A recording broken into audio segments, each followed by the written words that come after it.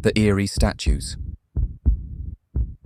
We moved into the house in the dead of winter, drawn by its quaint charm and the overgrown garden in the back.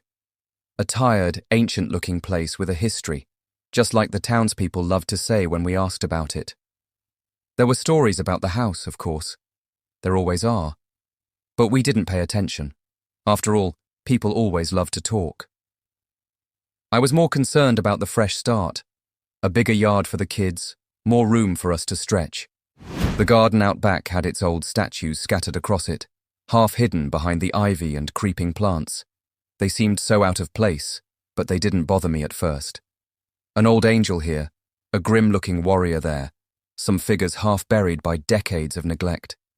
They made the garden appear forgotten and haunted, but what better place to plant a new life than a haunted garden? That kind of thing was only symbolic, or so I thought. But things began to change from the moment we stepped inside the house. The first sign something wasn't right happened a week into our move-in. I'd been setting up our bedroom, working hard to get everything just right, while my wife puttered around the living room. Our young kids were playing quietly upstairs, and for a moment, it felt like the beginning of something nice. Then, just as I was adjusting a lamp by the window, I looked outside toward the garden. The figures of the statues were always visible from that window. The first thing I noticed was how one statue, the angel, was no longer facing the house. Before, all the statues stood facing inward, almost as if they were guards watching over our new home. But the angel had turned, its blank, hollow face now staring out over the distant woods beyond our garden. I convinced myself it was just my imagination. Maybe it hadn't been positioned right the first time we saw it, or maybe I had overlooked it. It wasn't until 2 days later, when I was enjoying a quiet evening with my wife, that it became impossible to ignore. As we stood in the kitchen, making dinner and chatting, I happened to glance outside, and this time, the statues were moving. At least it seemed that way. The warrior statue, which had always stood on the left side near the old oak tree, was now a foot forward. It was such a small difference, but there was something unnatural about it that made me uneasy. I tried to tell my wife, but she dismissed my concerns with a laugh, claiming that the winds must have been strong enough to shift them. But something in my gut told me this wasn't the case. I went outside the next morning to inspect the statues.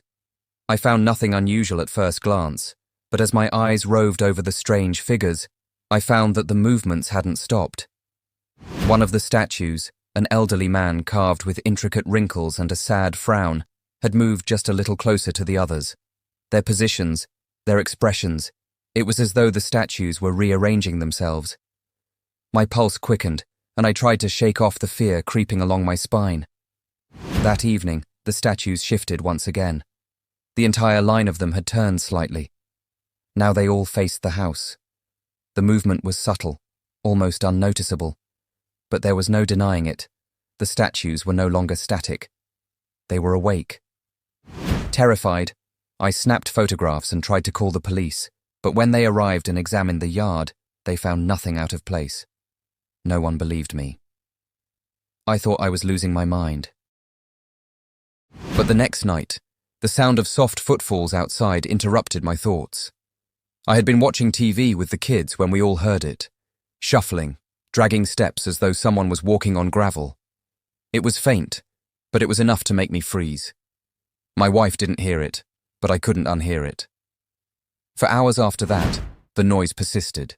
Scratching, dragging, slow, deliberate steps coming from the yard. I grabbed a flashlight, feeling as though I might burst from sheer nervous energy, but when I went outside, the yard was silent. The statues, as always, were still. But I felt as though they had been watching. Later that night, the sound started again, closer this time. But this time, my flashlight revealed something far worse. Faint shapes, human forms, moving among the statues in the dark. They were figures, dressed in dark, ragged clothing, their faces hidden by what looked like pure white masks. They were jerking, unnaturally stiff, but still moving toward the house. My heart pounded as they seemed to notice me. Their movements were grotesque, twitching and pulling as if the figures weren't human at all. My body froze. I couldn't comprehend what I was seeing. Had I fallen into some sort of horrible dream? I mustered the courage to shout, "Hey, who's there?" But there was no reply. One figure stepped forward, its jerking motion slower, deliberately paced. The mask was cracked, the edges charred in places as though something dark and ancient lived beneath it. The air thickened as they continued their approach, unwavering. Panic overtook me, and without thinking, I sprinted back toward the house, grabbing a butcher knife from the kitchen. When I emerged again with the knife raised, ready to face whatever nightmare this was, they were gone. As suddenly as they had appeared, the figures had vanished into the night. I blinked, unsure of whether I had truly seen them or if my mind had betrayed me. The statues were all facing the house again. Not a thing had changed, but deep inside, I knew they weren't finished with me. Then came the worst of it. Weeks passed, and the occurrences escalated. Each morning, I found that the statues had moved once again, closer to the house, edging silently across the garden. But it wasn't just their placement, it was their expression. I swear that I saw their eyes move. I couldn't explain how, but they became more and more alive with each passing day. The angel's lips almost seemed to twist into a faint smile. The old man's eyes grew more despairing. I tried to confront the issue with my wife, but each time she seemed to brush it off. "It's your imagination," she'd say. "You're just tired." I didn't want to believe it either, but it became impossible to deny after what happened that final night. I had gotten up in the dead of night, feeling uneasy, pacing around the house. That's when I saw the figures again, this time in the yard. But they weren't statues anymore. The figures with the white masks were now standing still at the edges of the garden, moving stiffly, one by one, toward the house. But they were no longer jerking. Their movements were synchronized, calm, deliberate, sure. I rushed to the door to lock it, but it wouldn't budge. That was the moment I heard the unmistakable words. Hollow, ancient, emerging from the very air itself. "Go away." They didn't just want us to leave, they needed us gone. But by then, the damage was done. The house was already theirs. Our place in the garden, our home, it was already written in stone. And that's how it started, with statues that shifted in the garden, figures with faces turned toward the darkness, and a creeping dread that I couldn't escape. I know they still move in the night. I can feel them. They are waiting.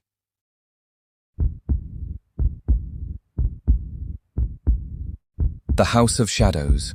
I had always been drawn to the house at the edge of town, long abandoned, its windows like dark, hollow eyes staring out at the world from behind a wall of tangled trees. The locals had avoided it for generations, spinning tales of disappearances, unexplainable sounds at night, and a haunting presence that seemed to linger like an oppressive fog. They called it the House of Shadows, but no one could say exactly why. Perhaps it was the oppressive darkness that clung to it, refusing to let the sunlight touch its walls. Or perhaps, as the legends went, the shadows themselves weren't just an absence of light, but something darker, more sinister. I, however, wasn't afraid. My curiosity outweighed my fear. The whispers of my friends and the cautious warnings of my family only fueled my need to explore the old house for myself, to see if there was truly anything to the stories. After all, houses like this were only forgotten because people had started to forget the real truth buried beneath its rotting beams. I would uncover that truth. I set out one overcast afternoon, the sky heavy with clouds, as though it too resented the sun's effort to peer through. I couldn't quite explain what it was about the house that compelled me so.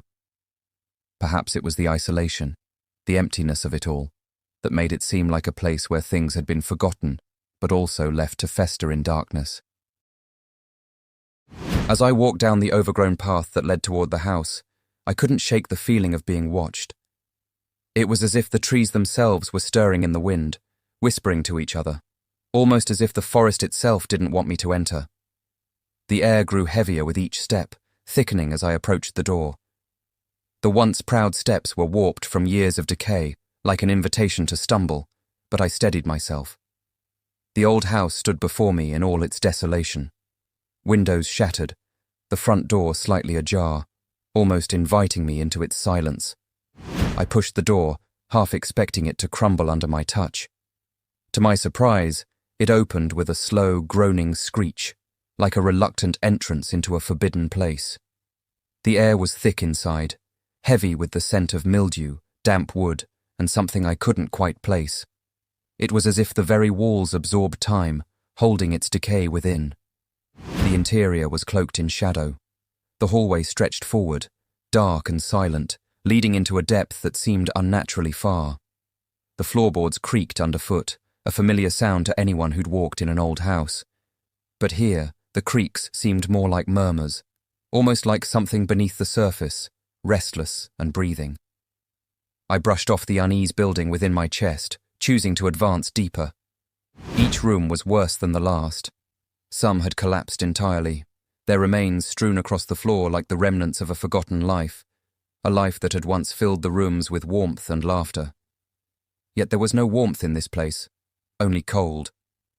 The air clung to me like a heavy, suffocating blanket, and with every step, I could hear the faintest sound of whispers, soft, indistinguishable, but undeniably close. But what unsettled me most was the feeling that the house wasn't quite abandoned, not in the way most abandoned places were. It was as though it was still alive, holding on to something, waiting. The longer I stayed, the more I began to feel that I wasn't alone. I had always dismissed the stories, the tales of seeing figures in windows, hearing footsteps echo where none should be. But standing there, in that dim, oppressive darkness, I started to believe. I found myself drawn to the staircase, the long, narrow steps spiraling upwards, disappearing into the shadow above. My pulse quickened as my eyes scanned the walls around me. There were strange markings etched into the wood, faded carvings of symbols I couldn't recognize. Ancient and weathered, they pulsed with a subtle, dark energy that I couldn't explain. As I climbed the stairs, each step groaning beneath my weight, I felt something shift, a disturbance in the air, a faint pressure, like the house itself was watching. The second floor was worse. The hall seemed endless, lined with doors, each one with its own version of decay, ripped wallpaper, doors hanging off their hinges, and the unmistakable air of abandonment. Yet, again, the feeling of presence was impossible to shake. It didn't seem abandoned at all. It felt watched, observed. The shadows shifted unnaturally in the corners, warping in ways that made no sense. They stretched, distorting as I passed by, flickering in and out of existence. As I neared the end of the hall, I spotted it, the door. Small and unremarkable at first glance, just another wooden door. But something about it called to me. My eyes locked onto it, and I couldn't explain why, but I felt compelled to open it, to peer inside. I grasped the brass handle and turned. The door creaked open with a low moan, much softer than I expected. The room beyond seemed to pulse with darkness, a heavy, oppressive weight that made my heart race. Inside, there was nothing but dust-covered furniture, chairs, and a broken mirror on the wall, small, insignificant details. But then, I saw it, or perhaps I felt it. The reflection in the glass wasn't mine. It was someone else's. The figure behind me was cloaked in shadow, so dark that it almost swallowed the space around it. As I took a step back, the figure shifted. No, not a shift. More like it responded to my movements. It mirrored my motions, but in a way that felt wrong. It wasn't just the figure's movements that scared me, but the overwhelming realization that it was looking at me, studying me, recognizing me. Panic flooded through me. I whirled around, but there was no one there. The room was empty. I stumbled backward, and in my haste, knocked a pile of old books to the floor, the thud echoing in the eerie silence. But the moment my gaze returned to the mirror, the figure was still there, and it was closer. I froze.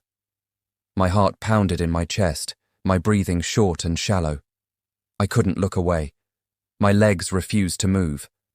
The shadow reached out toward the mirror, its fingers slowly, deliberately, pressing against the glass, distorting it. And then it grinned, its mouth twisted open into a wicked smile that stretched unnaturally wide, exposing teeth that were wrong, sharp and serrated like claws. The shadows in the room seemed to shrink away, as if drawn into the figure, the air growing stifling as though the house itself were breathing faster, deeper, frantic. The weight of it was crushing. In a single desperate move, I spun around and bolted for the door. The shadows leaped to life around me, snapping and twisting. The darkness pressed in from all sides, making the once familiar space feel like a maze closing in on itself. I could hear whispers now, louder, closer, but they weren't coming from the walls. No, they were coming from the mirror, from the shadowed figure, from the house itself. I ran. But it was no use. The hallway twisted and bent before me, and the door was never in the place I remembered it.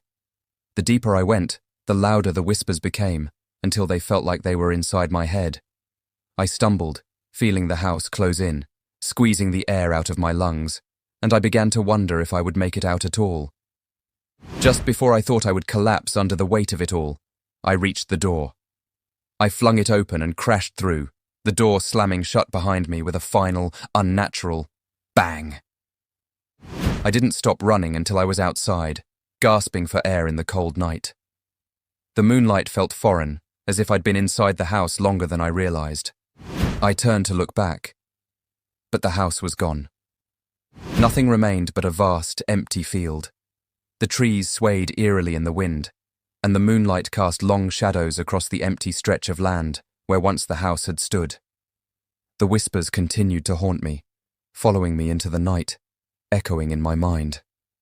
The house of shadows had claimed me, and I knew it would never let me go.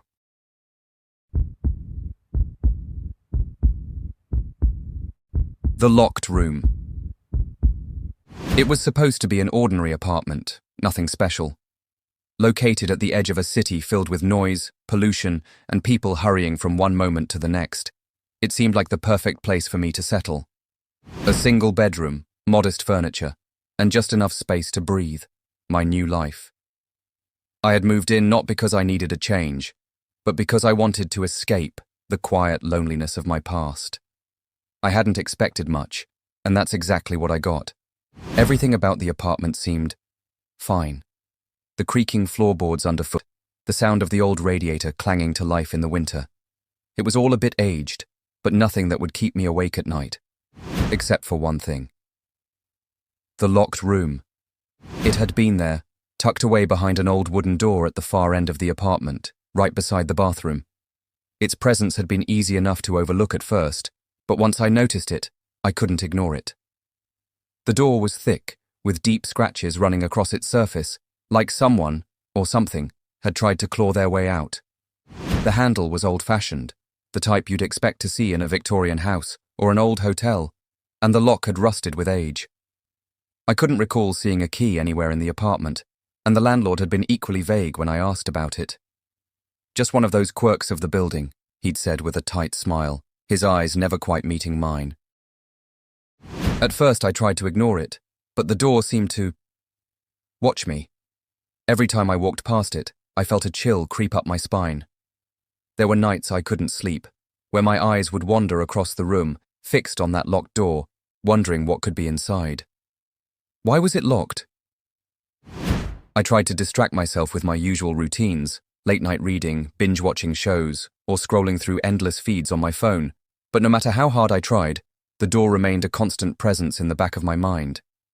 There was something about it that didn't sit right. It wasn't just the door, it was the air around it. There were moments when I'd come back to the apartment after work, only to find the hallway leading to that door colder than the rest of the apartment, even in summer. The air felt heavy, dense, as if something was pressing against the walls. Then came the sounds. At first, it was subtle. Nothing more than the occasional scrape or the odd rattle of a knob. But over time, the sounds grew louder. I began to hear whispers, hushed voices behind the door, the faint sound of footsteps. It was never consistent. Sometimes it would happen in the dead of night, other times during the early hours of the morning. And they were always accompanied by an intense, all-encompassing sense of unease. I tried to shake off the feeling, but it grew harder with each passing night. The voices, they sounded like pleading, like begging, though I couldn't make out the words. were always more than I could stand. I tried knocking, but there was no response. In a reckless moment of curiosity, I did something I knew I would regret. One rainy evening, feeling on edge and craving answers, I grabbed a butter knife from the kitchen drawer and tried to jimmy the lock. I don't even remember why I thought it would work. Perhaps it was desperation, or the madness of living with the growing mystery of the locked room. As the knife slid into the lock, there was a sudden, unnatural click. The door creaked open slightly, the wooden hinges groaning under some unseen weight. I should have stopped then. But I didn't. I pushed the door all the way open. Beyond the door was not what I expected, at least, not at first. It wasn't a room full of dust, cobwebs, and the remnants of forgotten possessions. No, it was empty. Just a void, black as the deepest of caves, stretching endlessly. There was no wall, no floor, just an infinite blackness that hung in the air, pressing down on me. The light from the hallway barely touched it, disappearing like a hand thrown into the ocean, swallowed whole. Then came the smell. Musty, like decay mixed with a faint metallic tang, as though the very air had once been soaked in blood. For a moment I thought I was going mad, that I was imagining all of this. But no, this was real. Then, within that dark void, I saw something move. It was an indistinct form at first, a shadow flitting across the blackness. My heart skipped a beat. I don't know how I still stood there, how my feet didn't give way beneath me, but I didn't dare turn my back on it. The shadow moved closer, twisting, contorting, stretching outward. And then, it spoke. "Help me." The voice was strained, full of pain, hollow yet sharp, like a broken record playing at the edge of comprehension. But I didn't need to see its face to understand. The voice came from something deep inside that room. Inside whatever that shadow was, bound by whatever horrors waited in that empty void. With terror flooding my veins, I closed the door immediately, locking it behind me. The key wouldn't turn. My hand trembled as I tried again, but the lock had jammed. The whispers came through, softer now, almost inaudible, as if something on the other side of the door was sighing with frustration. I knew I had to leave, but my legs wouldn't obey. I was paralyzed, my mind refusing to let go of the image of that strange, shifting shadow and that voice. I tried to sleep after that, but I couldn't. No matter how tightly I shut my eyes, I felt the room watching me. The door became more than just a fixture. It became a looming threat. I was no longer certain what was inside, or whether it even mattered. I began to wonder if the locked room wasn't some abandoned place full of dust and cobwebs at all. Maybe it was alive. The door never moved. The noises stopped for a while, but whenever I dared look, I felt its presence, watching, waiting, listening. I had made a mistake, and I knew, just like the owner of this apartment knew before me, I wasn't supposed to open it. Thank you so much for watching. If you enjoyed the video, don't forget to hit that like button, subscribe to the channel for more, and share it with your friends. Your support means the world to me. Stay tuned for more, and remember, stay safe, stay curious, and never stop exploring the unknown.